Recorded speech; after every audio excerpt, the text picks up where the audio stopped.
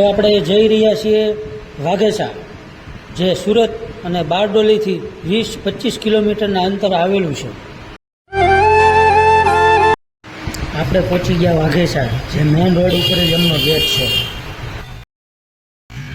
ત્યાં તમામ નાસ્તાની પણ સુવિધા છે, રમકડા છે,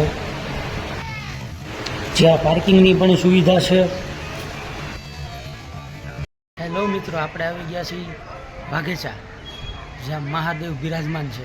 અને આ પવિત્ર શ્રાવણ મહિનામાં જે મહાદેવની જ્યાં પૂજા થાય છે અને અદ્ભુત જગ્યા છે, અને માણસો અલગ અલગ રાજ્યોમાંથી અહીંયા પધારે છે. અને તાપીનો નજારો પણ છે, જ્યાં બાળકોને રમવા માટે વ્યવસ્થા છે, બગીચા છે, તમામ સુવિધા છે રહેવા કરવા માટેની. આ મુનિ બાપુ સમાધિ મંદિર છે અને ગૌ માતા ગંગાની સમાધિ છે.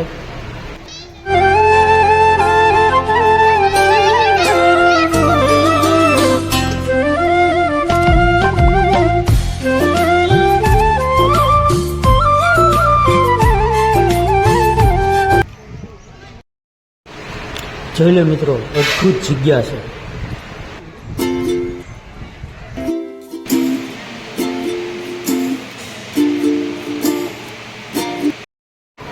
તો જેને કહેવાય ને કે આ કુદરતનો ખોળો છે. જોઈ લો કેટલો મસ્ત સુંદર નજારો છે.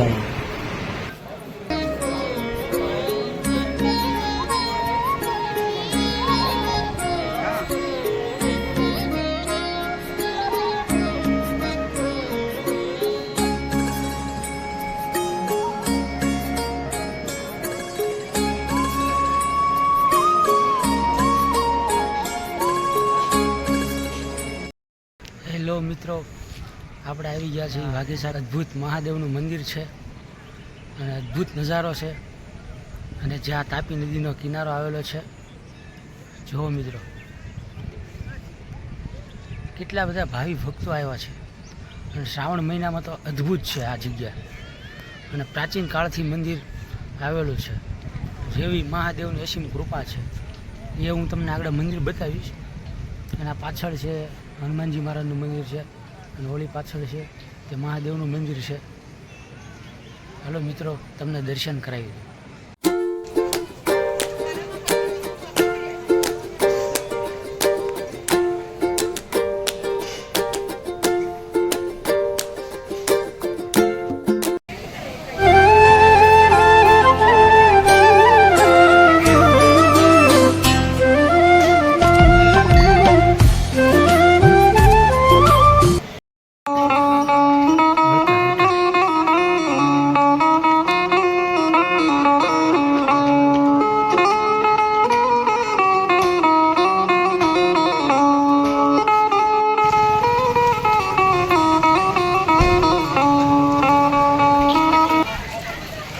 તો આ વાઘેશ્વર મહાદેવ મંદિર છે, અને ત્યાં રામ દરબાર પણ છે, અને ત્યાં મંદિરનો અંદરનો નજારો છે, જ્યાં હનુમાનજી મહારાજનું પણ મૂર્તિ પ્રતિષ્ઠા છે.